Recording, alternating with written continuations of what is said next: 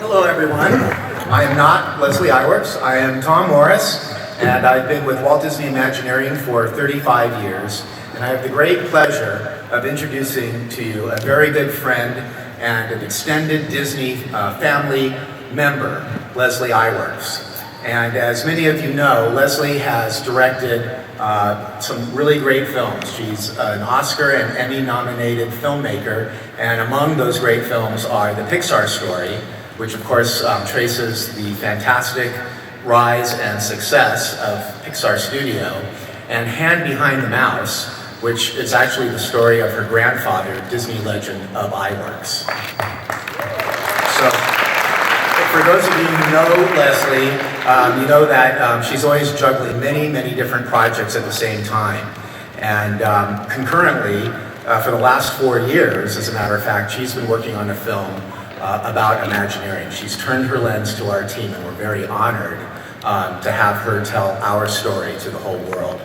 Because never before have we really granted such behind-the-scenes access to Imagineering, so that she can pull the curtain back and really, show us not only what we do, but how we do it.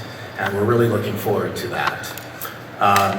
Leslie, of course, is perfectly suited for this challenge, for this project, because she actually grew up behind the scenes at the Walt Disney Studios, where her father, another Disney legend, Don Iwerks, was responsible for many of the amazing technologies and film technologies that we still enjoy at Disneyland today. So this is a multi-year project that's taking many years to produce, and it's with the backing and support of Walt Disney Imagineering and the Walt Disney Studio. And she's been chronicling this very important time period at Walt Disney Imagineering, what with the imminent opening of Shanghai Disneyland. So before we bring Leslie on stage, I would like to reintroduce the sizzle piece that was introduced by Tom Staggs 2 years ago at D23, which offered a really great glimpse into what this film is all about. So we'll roll that first.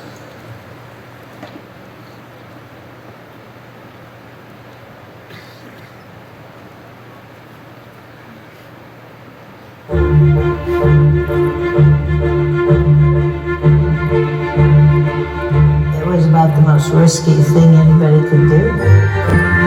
If it hadn't worked, it probably would have been the end of the Disney empire.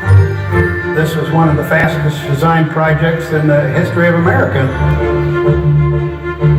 The Imagineers were very specialized people. They were all great animators and people who had worked at special effects and everything at the studio, who had formed this special group of geniuses, really.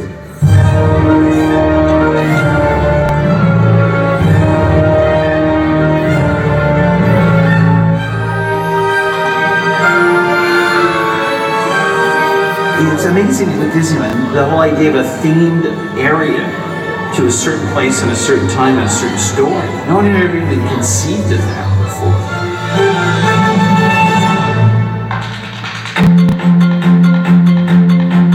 I think that Walt wanted to do more than just a Disneyland. He was trying to leave us with a vision for the future. Epcot will take its cue from the new ideas and new technologies that are now emerging from the creative centers of American industry.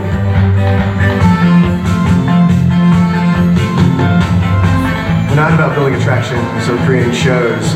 We're about creating experiences. Experiences that stimulate all five senses and that completely immerse our guests into the stories that they love with the characters that they love. I feel like we're in a renaissance time in Imagineering because we have come through some difficult times, but we're in this place now where we have so many amazing tools available to us and new environments and stories that guests haven't seen before. We can't rest on the way that we've done things in the past. The best thing that Imagineering can do for its own legacy is exceed it.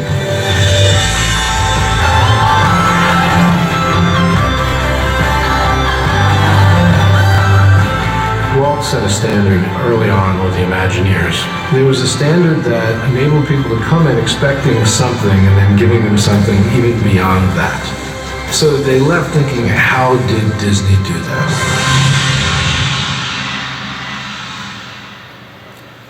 And so now I'd like to introduce my very good friend and colleague, Leslie Iwerks.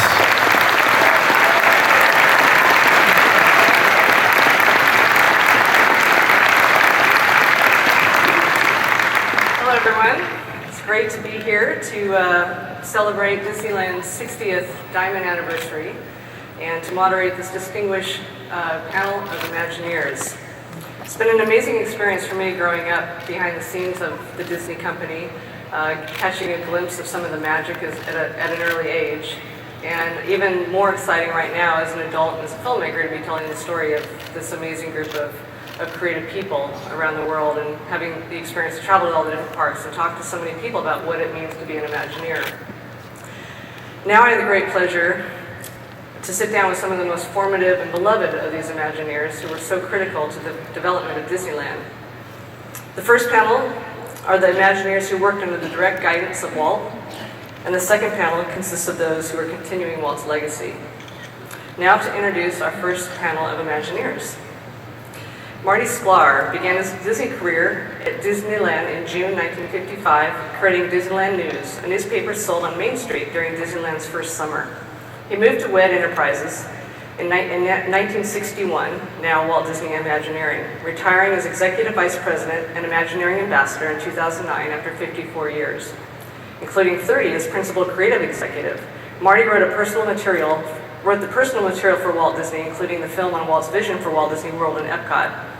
Inducted as a Disney legend in 2001, he is the only Disney cast member to participate in the opening of all 11 Disney parks around the world.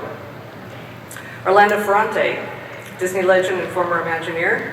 During his 40 years at Walt Disney Imagineering, Orlando Ferrante coordinated the work of thousands of Imagineers to bring magic to life at the Disney theme parks. After overseeing the installation of the Enchanted Tiki room at Disneyland, he established the Projection Installation Coordinating Office to manage the creation and installation of Disneyland attractions, including the Haunted Mansion and Pirates of the Caribbean at Walt Disney World. Orlando not only worked at Disney's U.S. theme parks, but at various times worked on projects based in France, Japan, and Italy with the Disney Cruise Line. He was named a Disney Legend in 2003. Richard Sherman is probably best known for his work, along with his brother Robert, on Mary Poppins in 1964, which won 2 Oscars. In 1958, their big break came when Musketeer and Annette Funicello recording their song Tall Paul, which shot up to number 7 on the charts. Walt Disney took notice of the boys and hired them as staff composers. During the Sherman Brothers' career at Disney, they received 4 Academy Award nominations and a Grammy Award, and wrote more than 200 songs for television shows, attractions, and films, including The Jungle Book, Winnie the Pooh series, Walt Disney's Enchanted Tiki Room, and It's a Small World. Richard is a member of the Songwriters Hall of Fame. He was awarded the National Medal of the Arts at the White House in 2008. And without further ado, I would like to introduce our 3 wonderful Imagineers.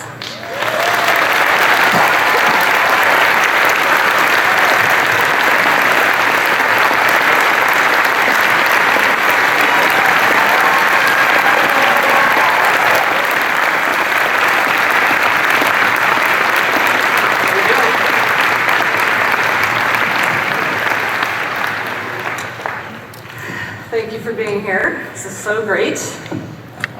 So, for this panel, we've compiled a narrative flow of archival materials that chronicle some of the key moments that you all were involved with through the years. We have a lot of ground to cover in 50 minutes or so. So in documentary style, we'll go chronologically through time as things unfolded to hear their stories.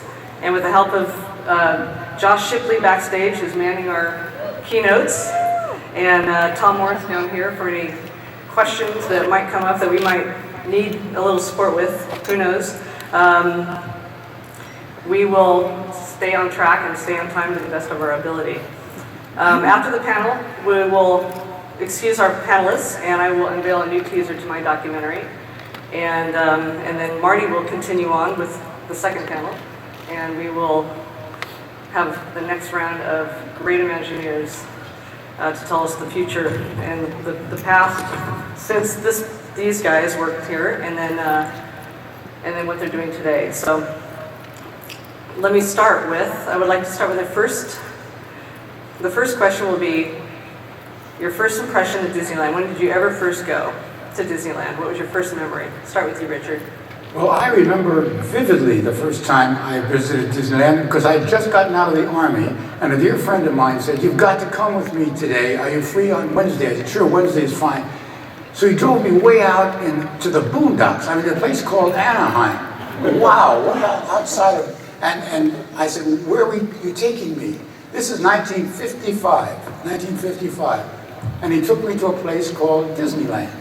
I'd never seen it. I didn't know anything about it. I was in the Army. I was paying no attention to what Disney was doing at the time. I was just a kid, a young man. And I had the time of my life. It was the most amazing thing I've ever experienced because I'd never seen anything like it. I mean, you walk into this place and there's a berm around the entire environment so that you felt you were in another world, which you were. You were in a Disney make-believe world. It was wonderful. And all the dreams that you dreamed could be coming true inside of this wonderful world. And I remember being so touched by the fact that you came to a hub and all of a sudden there was a jungle area and there was a tomorrow area and there was a make-believe fairy tale area. I didn't know the names of them or anything. You all know them now, of course, but I was just a novice at the time. I didn't know any of this. And I never dreamed in my wildest dreams that one day I'd be working for this wonderful man, Walt Disney. That was my first impression, 1955. That's great. What about you, Orlando? Well, actually, my first visit to Disneyland was before it opened, about a couple of weeks.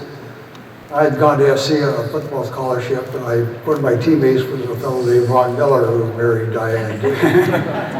You're surrounded by So they invited me down for a picnic on the hub, and it was really wonderful. And it was, of course, the park wasn't open, and everyone was scrambling around, but it was fun to walk around and be able to see all the different areas that were going to be, and I was totally amazed. I didn't know then that I was going to come to work for the park, or rather for Wet Enterprises. It was actually about 8 or 9 years later. But it was a wonderful time.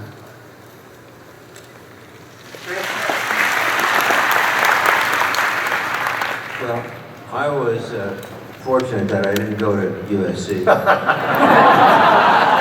And as a matter of fact, I was about to be the editor of the Daily Bruin at UCLA. And so I had been hired to do, I think we'll talk about this later, a tabloid newspaper to be sold for 10 cents on Main Street. So my first visit to Disneyland was my first day of work, a month before Disneyland opened. And, you know, Max Lark for D23 magazine asked me to talk about that, and I wrote this. It was my first day as a cast member, about to start my first professional job as editor of the Disneyland News, soon to be sold on Main Street for 10 cents that first summer. Was this place real, or was I dreaming? I've now been in that dream hundreds, maybe thousands of times, but I'll never forget that first time. 60 years ago, when Walt's dream came true, Walt's dream come true came true for me.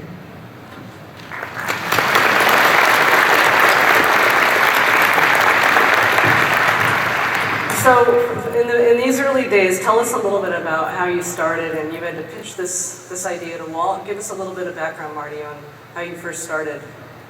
Well, it was kind of a strange thing that I was invited to do this because of my editorship of the Daily Bruin. And I was there for 2 weeks and had to present the concept for the newspaper to the Walt Disney. And I was 21 years old, had never worked professionally, and was scared as hell. And when I look back on that, and this is the truth, I think that was the turning point in my career. Because if Walt didn't like it, he would have gotten some pro to do that publication. But he did like it, and that's why my career lasted 54 years. And I've told people that. But there was one other thing. I couldn't understand why Walt Disney had time for this little thing I was doing, this little detail, and that was going to be sold for 10 cents on Main Street, and the chaos that any park being completed is, and Orlando and Richard know that. I mean, it's really, the last few weeks are really chaotic. You're trying to get all these details done, everything to work, et cetera, et cetera. And it took me a long time to understand why Walt had time for this. And when I finally did, everything clicked for me, because I realized that for Walt, Main Street was a real place. And he was telling a story about the 1890s, the turn of the century, and the details, right down to every town at that time had a real newspaper, had a newspaper that was sold or delivered. And that was part of the details in the storytelling. Once that became clear to me, I understood the business, I think. So by 1955, from 55 to 59, you had there's a lot going on at the park. Tell us a little bit about what was happening during that chunk of time, those 4 years really. It was very formative in the growth of the park. What was making headline news in the Disneyland newspaper? Oh, well, the big thing was that Walt was trying to catch up to everything that didn't work in opening day. That was a big piece of it. And remember, for years, till the 1980s, we were closed on Mondays and Tuesdays, so you could get a lot of maintenance work done. But the park, Walt kept adding, right from the beginning, he added the Viewliner train, he added the Skyway, and then the big thing was 1959, when and I think, when I look back on the history of Disneyland, I think 1959 is maybe the most important year, because he added the Matterhorn, he added the submarines, he added the monorail, and he added 2 new Autopias. And Bill Martin, who designed Fantasyland originally, and a lot of Frontierland, and a lot of Walt Disney World. Bill, I think, had never got the credit that he should have for figuring out how to stack all that stuff. Because if you think about it, the submarines are way down here, the Autopias are on top of that, the monorail is higher than that, and then the Matterhorn, of course, is separated. But that was really the foundation year for building the future of Disneyland. So from 59, well, let's see, 61 is when you first got hired at WED, is that correct, Marty? You got hired at WED in 61, right? Well, I got moved. You got moved. PR at Disneyland, and I was moved to WED to work on the World's Fair. And tell me a little bit about moving over up to Glendale, or was it still at the studio at the time? Which building did you start to work from? WED had just moved into the building on Sonora, 800 Sonora Avenue, not the one we're in now, 1401 Flower Street, but the little building out in front. Which is the one in this photograph. Yeah. By the front. You know what was, let's see, yeah, the smaller picture. But what was wonderful about that is the parking. We didn't have the Maple building where all the production and manufacturing was later done. So the parking lot was right in the back of the building, and you came in the back of the building through the model shop, and you had to get to any of the offices. So everybody knew what was going on. And we only had, when we started the World's Fair, Orlando knows this, we only had 100 people, totally. And so everybody knew. It was really great. If you saw something that you thought could be improved, you could pass on the note to whoever was working on it. And so everybody knew everything, which is really wonderful. But you asked me, see, we cheated a little. We had a little pre-meeting here. You asked me how I ended up at WED. I worked for a wonderful, wonderful man by the name of Eddie Meck, who was the head of publicity at Disneyland. And Eddie was an icon, a legend in the business. And we were having coffee at what was then called Hills Brothers Coffee House. And Walt came in and sat down with us. and started a conversation, and pretty soon he turned to me and he said, "What are you doing, Marty?" And I said, "I was writing all the publicity for Disneyland at the time." And he looked at Eddie, my boss, and he said, "We're going to have to give you something more important to do."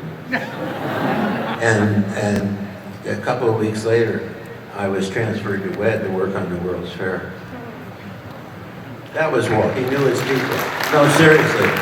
Walt knew his people. He was the greatest casting director I ever saw. He absolutely knew the talents of the people and how to mix people. Some people never talked to each other except at work, and he knew how to get the best out of them, even with that. So we have a slide of some of these early people in the model shop, and let's see, there we go. You recognize some of the folks right over here? You want me to name them? Left to right? No, you don't have to name. Just tell us a little bit about some of these folks. You got Herb Ryman and Mark Davis and Mary Blair and Blaine and. This was the first team that Walt brought over from the studio.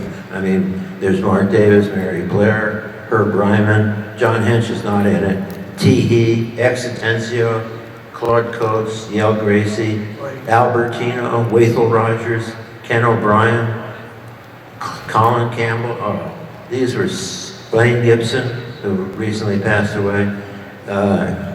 This was the first team, believe me, and they were mentors to all of us, and fabulous talents. Every one of them could do what their specialty was, and a lot of other things as well. And they were wonderful people. So then the next slide is Harriet, of course, and tell us a little bit about the ladies of the model shop. Well, up in one corner is Glenda von Kessel. She did some of the birds and other things, and Harriet Burns with the big parrot. Walt loved Harriet because Harriet could sling it with all the boys, and Walt liked to he would come out and just sit at Harriet's desk, talk to her, even if he wasn't talking to any of the rest of us. But he wanted to get his hands dirty, and quite often he did. He loved that. And that other picture is Mark Davis and Claude Coates and Exitencio with Mark's sketches of the pirates. And I don't mean this in a negative way at all, but Mark and Claude would never go to lunch together. They were different personalities, but put them together in designing a show with Mark doing all the business, the gags, and Claude laying out the pirates as he did. And there's a wonderful story about X. We did a mock-up of the auction scene at Imagineering while Walt was still alive, and we had a buck that put Walt at the eye level of the guests, who were going to ride through on the boats, and pushed it through, and Walt really loved it, but X got nervous. He'd written all the narration, we played all the narration, and he said to Walt, "I think I've written too much narration." And Walt said, "X, think of it this way. You're at a giant cocktail party, and you go through, and you pick up this voice over here, and the voice over here, and somebody talking about this over here, and somebody talking, but you don't get it all. So you have to go back, and you have to write it again."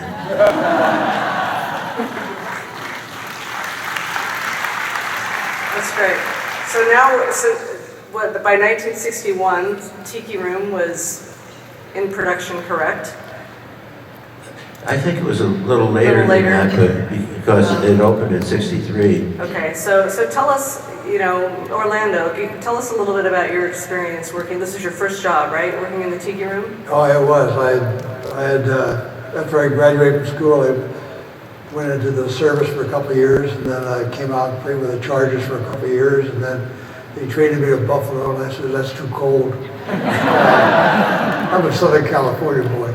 And so I called my buddy Ron, and I said, "Hey, you always told me if I ever need a job to call you, is it still open?" He says, "Yeah." So I ended up over at Wood Enterprises, and I was there for about 2 months. It was in, I think it was November 62.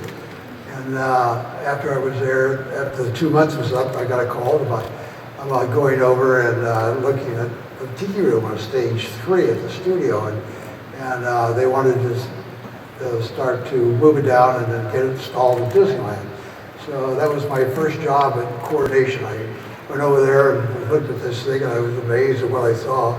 The first audio animatronic show there, which I believe, and I'll throw this out because I've never confirmed it, but I think it was on the studio for about 2 or 3 years before they actually moved it down to the park. And I think originally it was going to be a restaurant, and then, but it was such a great show that Walt decided to make it into every show every 15 minutes so more people could see it. So, but anyway, my first job basically was getting that show installed. What were the challenges for you? Pardon? What were the challenges for you?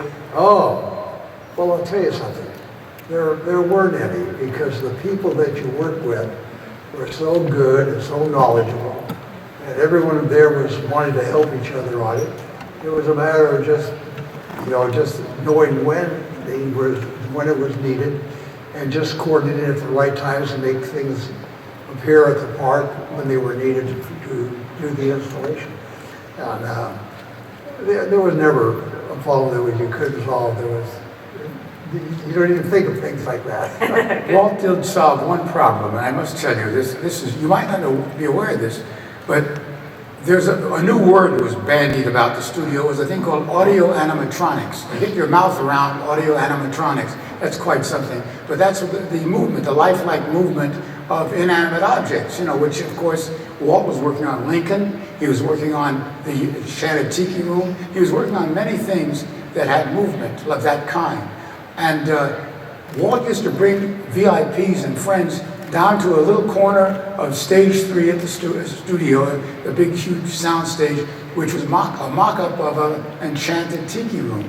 And it was there that they just had bridge chairs to sit on, and you sat in the middle, and people would sit there and listen to, first of all, orchids would come down out of the sky and sing, and then birds would chirp away, and then tiki torches, tiki poles would be going, hugga bugga, hugga bugga, hugga bugga, and people would look at it fascinated and say to Walt, "This is great, Walt, but what the hell is it?"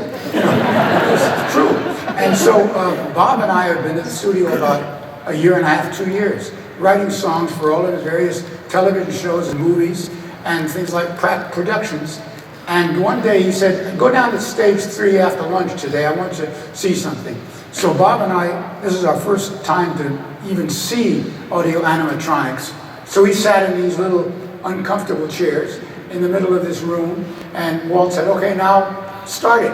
So all of a sudden down came these orchids singing, "Let's all sing like the birdies sing," and this whole show goes on, and we were looking at it, and after the lights went up again, we looked at Walt and said, "It's great, Walt, but what the hell is it?" He says, "Everybody says that." That's it. He said, so I know my brother Bob and I were a little bit confused. We said, "Why are we here?" He says, "You're going to write a song that's going to explain all of this. Because you're the songwriter." "Oh, I see." I said, "That's what we have to do. We have to explain what this is." "Oh my goodness." So we said, "Now, do you have, perhaps in this menage of birds, do you have a parrot? Because people could believe a parrot could sing and sing a lyric or something." And so Walt immediately, this is how his mind worked. He said, "No, but we can have 4 parrots. We could have a Dutch parrot, we could have a Spanish parrot, we could have a French parrot." He was already creating something, because then everybody in the room can see the parrot. We'd have him up there, and now you're going to sing me a song. What kind of a song are you going to have? So, you need to have to think very fast about this. You really, truly did. So we have been there, we've been exposed for a half an hour by this time to this Enchanted Tiki room. And I don't think he even called it then at that time, it was just the Tiki room or something. And we said, "Well, it's tropical, maybe we should do sort of a tropical song." He said, "Yes, what's my tropical song going to be?" So it was, we could do like a calypso. He said, "Calypso, that's good, very good." And I said, "This is called the Enchanted Tiki room, the Tiki room?" He says, "Yes." And I remember I looked at Bob, and Bob looked at me and said, Tiki, that's a good word. Tiki, tiki, tiki, that's even better word, gives rhythm. Tiki, tiki, tiki. We can write a song called the Tiki, Tiki, Tiki Room. He says, that's good. When am I going to have my song? Give us a day, please. We went back to our office and started writing away. And of course, that song became the theme. It's been playing now for 50 years. It's amazing. It all started with Walt, as Marty said earlier, having faith in the people he had working for him. He knew that we could come up with something for him, and he just sort of steered us in that direction and said, now go, boys, and we did it. And that was the first time I worked with the Imagineers, and it was a big kick to see that, and to this day it's kind of thrilling to watch the birds come down and sing and everything, and all the parrots doing a little song. It's wonderful. So we go from writing for the Tiki Room to writing for the New York World's Fair for narration. Marty, why don't you tell us a little bit about the Ford Magic Skyway Pavilion and writing the narration for Walt? Yeah, actually, that was, when I look back on it, the World's Fair was really quite an amazing time, because basically, except for the Tiki Room, which Walt dropped on us in the middle of all this, we abandoned Disneyland and exclusively basically worked on the 4 shows for the World's Fair. The Magic Skyway for Ford Motor Company, Carousel of Progress for GE, and the Lincoln Show, and a little ditty that Dick and Bob wrote for a little other show that we'll talk about later. I don't want to mention the name because I know there's a certain reaction to that song, plus and minus. But I had John Hench and I spent 3 weeks traveling around the country and figuring out how to interpret what Ford Motor Company wanted to do in their pavilion. And one of the things was the ride itself, which took you from yesterday, the invention of the wheel, to the dinosaurs, which came back to Disneyland, and then a look at the future.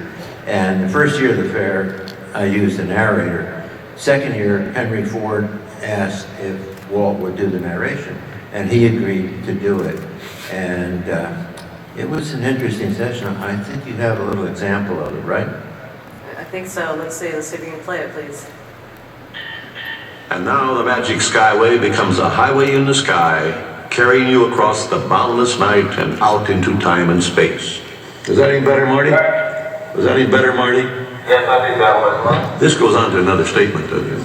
Yes, it is. Right now, we're leaving the world of today behind. So if your imagination is ready, here we go. I think that's a better take, don't you? But smoother. Yeah. Want to try a clean one? They're a little confused. I don't know when you cut in there, fellas. I mean, when I stop. They're waiting for you to say cut. Well, I meant if I turn this way, I'm cut, yeah. You send this to Ford and you edit it, Marty. I'll take it back. Well, you're going to edit it, though. Oh, yeah. Yeah, good. Thanks for joining us. That's not all the words he used. The first group was he blamed me for the spelling of the dinosaurs, Stegosaurus and Tyrannosaurus, and he said, "Are you sure these are spelled right?" I said, "Yes, Walt, I read out of the dictionary." He said, "I can't pronounce them exactly." First of all, he had a bad cough that morning, and so it was an interesting morning. Was he intimidating at all for you to work with? When he gave you notes or asked you questions like that? You know, it depended upon what it was for.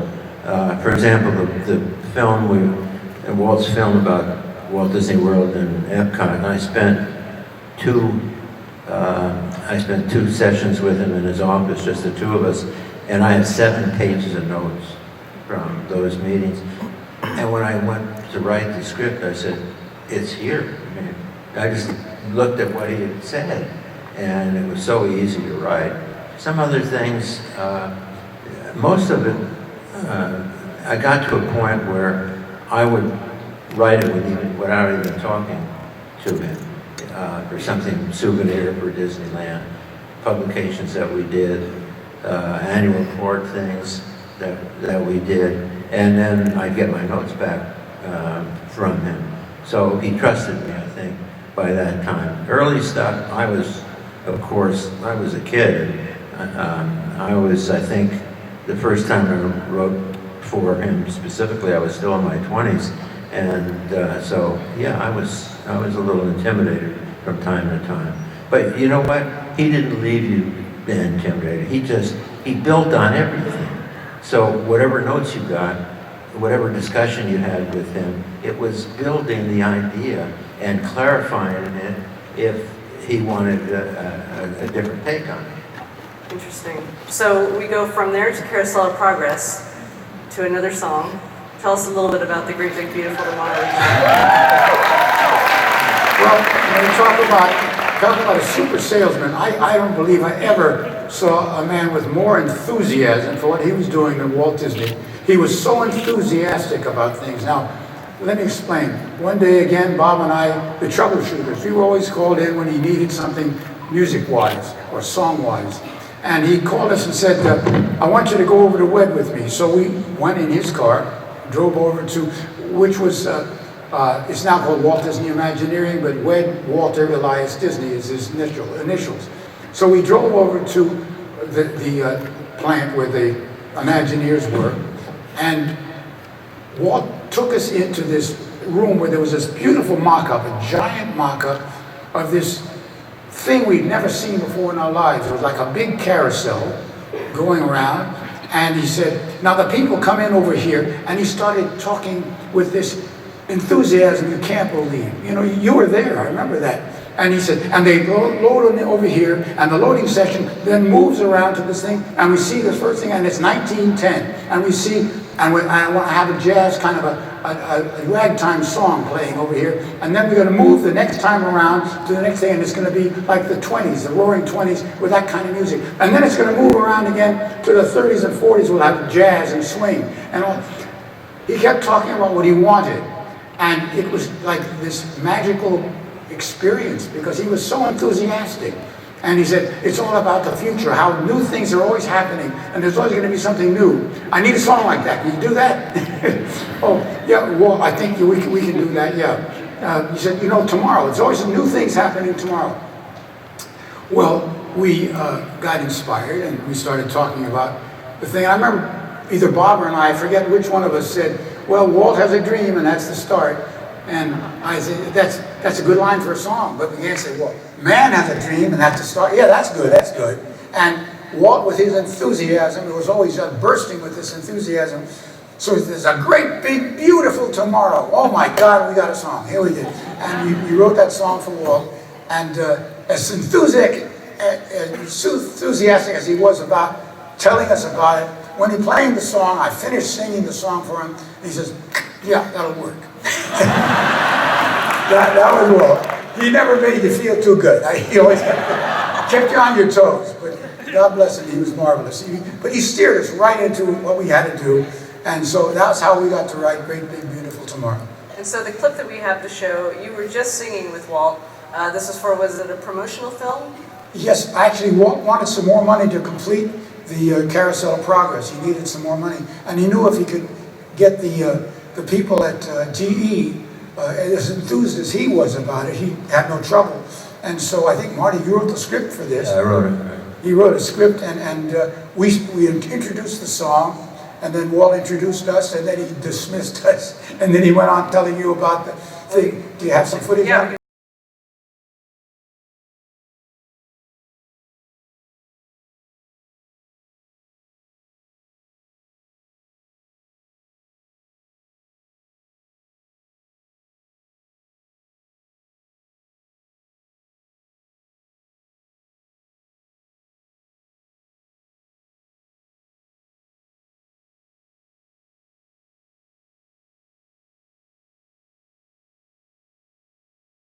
Of the Carousel Theater. There's a great big beautiful tomorrow shining at the end of every day. There's a great big beautiful tomorrow, and tomorrow's just a dream away. fame, and that's the start. He follows his dream with mind and heart. When it becomes a reality, it's a dream come true for you and me. So there's a great, big, beautiful tomorrow, shining at the end of every day. There's a great, big, beautiful tomorrow, just a dream away.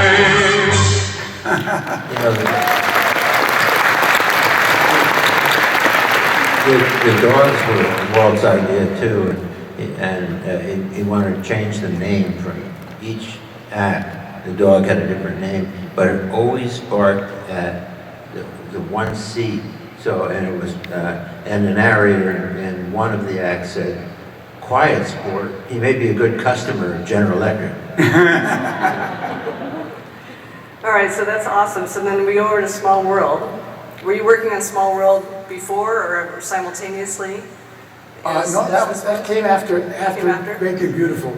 Again, this was one of those things where Bob and I were the troubleshooters. The Imagineers had come up with this incredible tribute to the children of the world, and it was for UNICEF, and it was a very, very splendid, incredible boat ride that they were inventing. And Bob and I got a call from Walt several months, perhaps 6 or 8 months after the GE thing we did, and he said, "Come down to stage 2, or wherever they had this mock-up of what was going to be the Small World ride." And it was just a serpentine walkthrough with these beautifully costumed audio animatronics dolls, and they were just, it's a beautiful thing to see.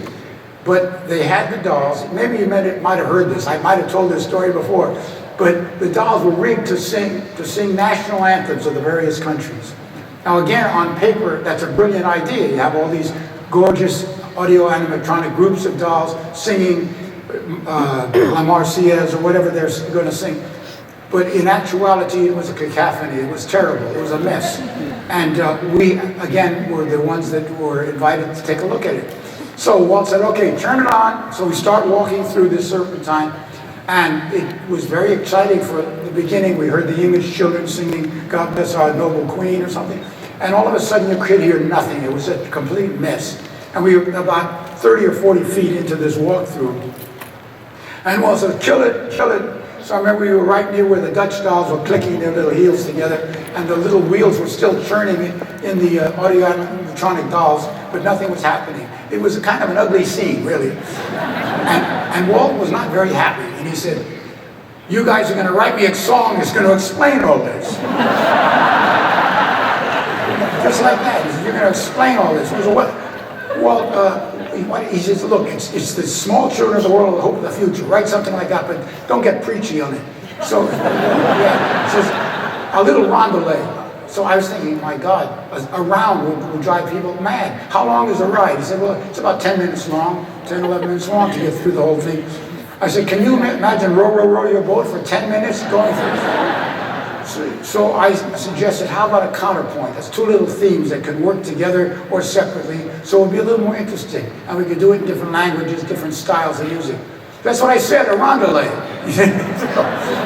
Okay, so we said, "Oh yeah, we can, I think we can come up with something."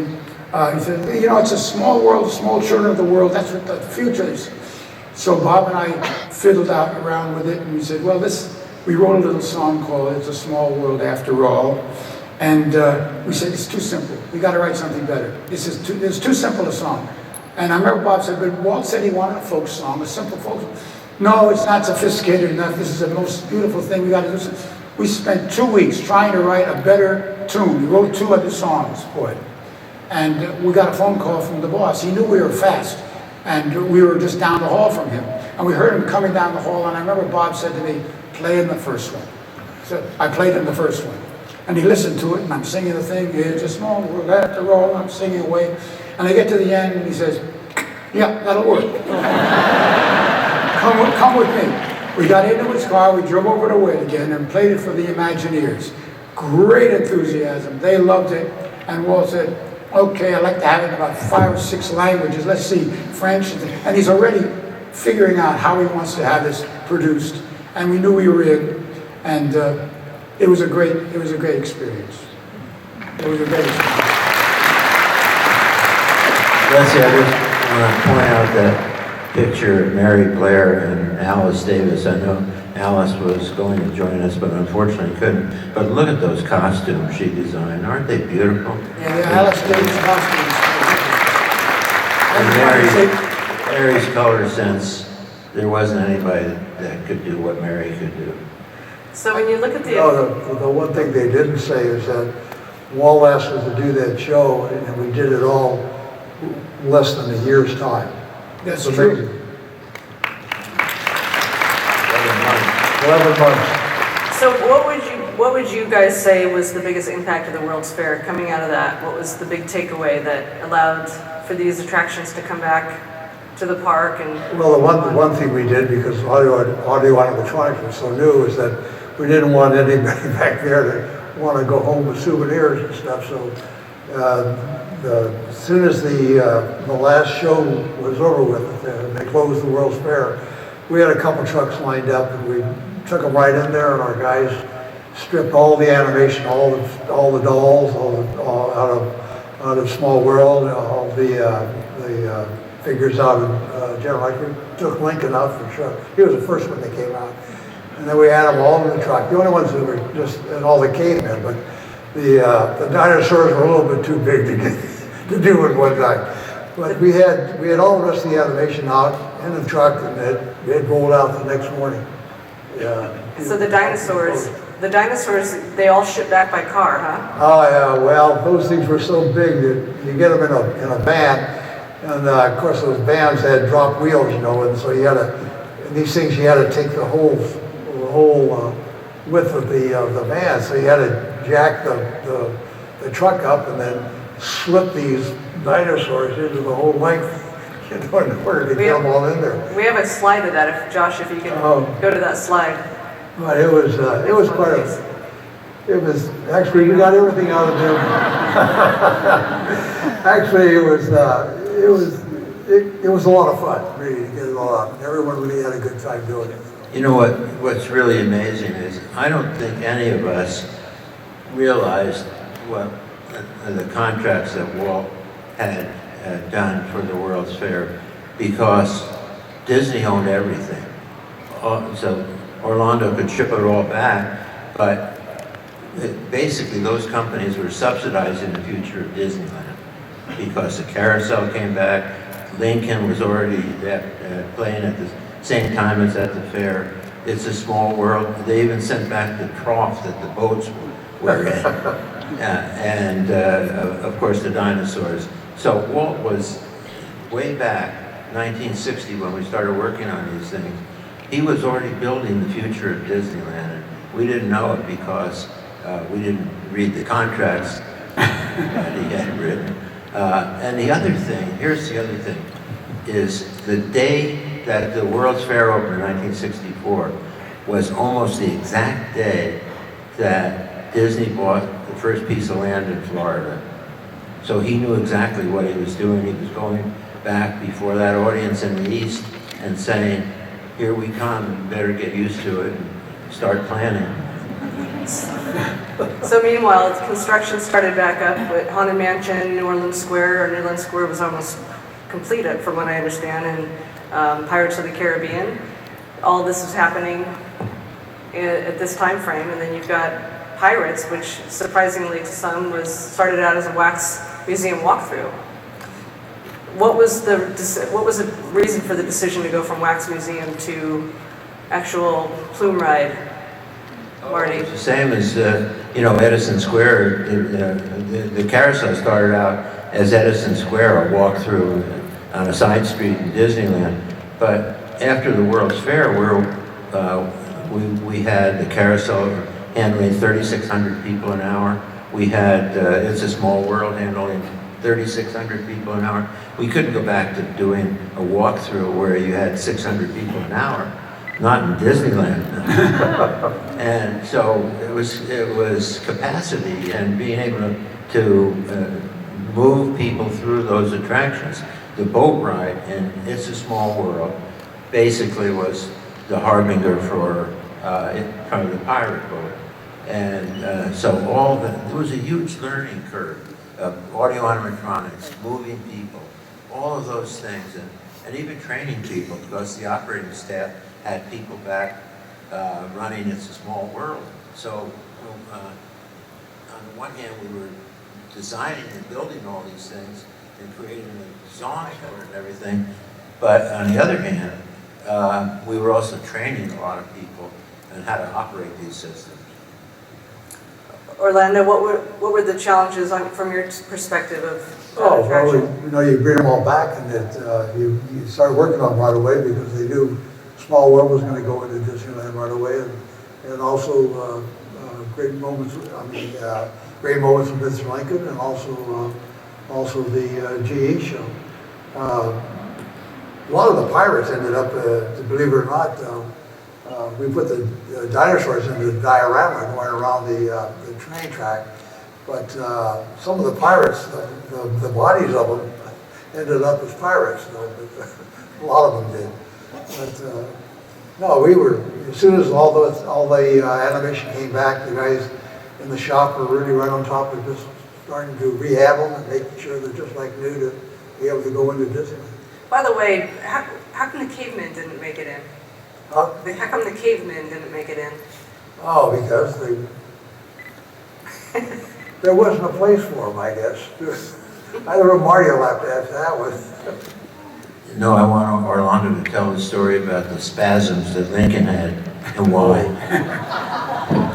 When we put him There's a story about that when we installed Disney or Lincoln into Disneyland, and every show we were working fine, but every once in a while, and it wasn't on any time schedule, but the figure when it was standing up and doing his speech would all come to he'd just go back and forth. And, oh my God! What he does it very well, I think. What was the model for it? We thought the figure would go, tear itself apart, but it was very random, and it might happen, a couple times a week, or maybe not for a week, and then all of a sudden it would happen, again real quickly. And we put all sorts of monitors on it and figured that we knew it was some sort of a power flow that was coming through that we couldn't control, and we couldn't figure out where it was coming from. But they finally, after about 6 months, they finally figured it out. Is that when the monorails, the tracks are right behind the building that housed the great moments of Mr. Lincoln. And when the two monorails would pass each other right behind the building, the power surge that happened would just go right through that building and just make Tiki go. Everyone felt a lot better when we finally figured that one out. But maybe it was Bob Gurr that did it, I don't know. So, going back to Pirates, that was the last attraction that you all worked on with Walt, or the last attraction that he worked on, I should say, before he passed away. I interviewed Raleigh Crump about this, and I'd like to play a clip and let you all see what he said about that time frame. And it was kind of a sad time. It was very sad because I think what happened was without Walt, there was a lot of shuffling in management and different people winning different positions and stuff. And John Hinch made the strongest statement of all. He said, "Now we'll know how much of our work Walt did for us." That's tough. And you saw that. You saw how much he really did. Yeah, think about everything that I did and the comments that he made to me.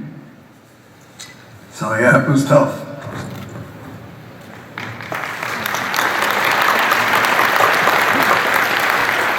So how did you all feel during this time? Were you in that same mindset? Did you feel the same way, that you were starting to see how much he did for you? Or did you feel, go ahead, Orlando. Well, I tell you, I, for one, was supercharged when Walt was, giving us instruction on what he wanted us to create for him. And I felt I was very much a part of a very huge team of brilliant people. I feel very special because I was lucky to be with these people who were so creative, and I wanted to equal their input. And so it was very, very particularly wonderful period of my life. And it's something I treasure. It didn't happen too often since then. He was a special man. He was just a special man. And he still lives today within the creative mind of the people at Disney. They really do. They still have that feel. I mean, they're reaching for those stars. That's what they're up to. Richard, you said it this morning when you talked about the song you wrote for the new fireworks. Oh, we're gonna end with that. Oh, yeah? Yeah. Oh. Sorry, Marty, I got all scripted out. I didn't know that. I like to say that I wasn't at the top level, and I was down at the bottom level. But after Walt passed away, it was amazing to see the leadership that was provided there at Walt at Wet Enterprises. And it came from people like Dick Irvine and even old Joe Fowler. He was our chairman of the board because we were a wholly owned subsidiary of Walt Disney Productions. And we had our own board of directors, and Joe was part of that. But the leadership from them right on down to everybody, with everyone sitting on this thing, some people sitting out there. I was amazed at it. And you always knew that no matter what happened, you were able to continue on and do all the great things that he wanted us to do. That's how I felt. So by 1967, summer 1967, was Tomorrowland opening, and this was the opening of so many projects that you all worked on together with Walt. How did it feel at that point? It must have been a renewed energy to see all these dreams of his come to fruition. Tell us a little bit about Tomorrowland and actually the excitement of that summer. Well, I think, well, there are all new things, a lot of new things in Tomorrowland, including the People Mover. I think the most important thing of that period is we were actually getting started on Walt Disney World, and that's where most of our energy was going. And when the company made the commitment about a year after Walt died, it took about that long to go ahead with the Walt Disney World project. So Tomorrowland was kind of an interim thing. It opened, all those attractions were ready to go in '67, but we were all focused on all those 28,000 acres of Walt Disney World. So speaking of the next steps, you wrote the Walt Disney World Background and Philosophy manual that would lead the next generation forward. Tell us a little bit about the how that came about. Well, this is the book. Dick Irvine, who Orlando mentioned, he was the design head of Imagineering, and actually the first person Walt hired to work on Disneyland. And he said, we're going to hire so many new people, we have to get everybody on the same page. So I want you to put together a book that has Walt's philosophy in it. So I put together, this is about 180 pages, and it says, this assemblage has been prepared as a background starting point for developing a philosophy for the Disneyland-style theme park at Walt Disney World. Now, there's a great deal of other material we could have included. However, the intent here is to provide as a foundation Walt's thinking and philosophy as it applied to Disneyland, and additionally, Walt's thoughts about Walt Disney World as they apply to what we're now beginning. So there's all kinds of information in here about Disneyland concept, pre-Disneyland, and some of the material that the dedication plaque was based on. Walt's and Roy's interview when they announced the Walt Disney World project in November of 1965 in Florida.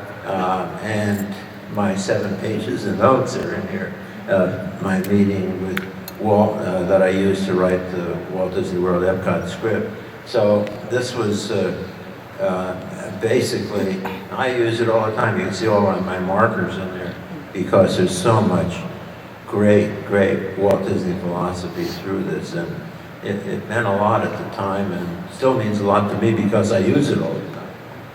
So to wrap up our last question is, what was Walt's impact on all of you? We'll end with Richard, but I'd love to know, Marty, sort of what did he instill in you going forward that you always have taken with you? My first? Yeah. Well, a number of things. First of all, there was never a person who was more optimistic than Walt Disney. He believed that if you gave people the right information, they would act in the right way, act in an intelligent, educated way, which is all behind his concept for a community called Epcot. But I think the biggest thing for me was Walt was always moving on. So he basically was saying to all of us, whatever you did yesterday was never going to be good enough again, because I'm moving on, I don't do sequels, and you're going to have to keep up with me. And so I think in this business, we're very lucky because we keep learning, we keep having to find out more things. We have to keep up with people like Walt Disney who are running out ahead of us, and to me that was such a great way of living your life. When somebody says, you've got to do better the next time. You had to learn more, you had to be better yourself at whatever you were doing. What a way to live your life. Amazing leader. Well, the biggest thing is that there's nothing that you can't accomplish. He left that very strong in everybody at WDI or at Red Enterprises, and that was it was something that we all believed in. There wasn't anything, no matter what we wanted to do, no matter what the problems that occurred, they were never big enough that we couldn't move right on through them and get it all solved and create the best thing in the world. It was amazing. Richard? Well, I think... How has he inspired you as a recent? Well, to me, I think one of his greatest gifts, if not the greatest to me, was the fact that he had such a great love for people. He really loved people. He liked to make them happy. He did everything he could to make it a better place to live. And it was something that I just felt very strongly about. And when I heard about the fact that Walt Disney himself was the one that dreamed up making fireworks, because he loved it as a kid. He loved to see fireworks, and it didn't cost anything. He says, nobody's going to have to buy a ticket to see the fireworks at Disneyland. Every night they're going to have fireworks, and they're going to have music, and they're going to have Tinkerbell flying across the sky. Of course, that's going to make them feel good. No, that's my little kiss goodnight as they leave the park. That was such a story. When I heard that story, I was so moved, I had to write the song. And so he still has a great influence on me to this day. And of course, I was thrilled to this morning do it with Leslie, not with Leslie, with Ashley.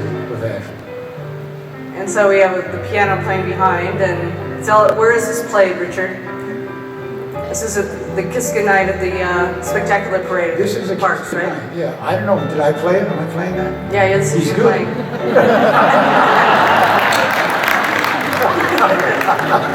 The answer to the question is that Disney, in all their wonders, sent for Mary Poppins, the girl that played Mary Poppins in New York for 4 years, and took it on the road, and Ashley Brown, and brought her out to record it for all time, for it to be here. And again, it's Disney magic.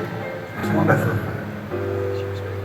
That's great. Well, this has been an amazing hour, and I think our time is up, but I want to thank all of you for such a wonderful honor to chat with you on stage. All of you again, all of us. Thank you.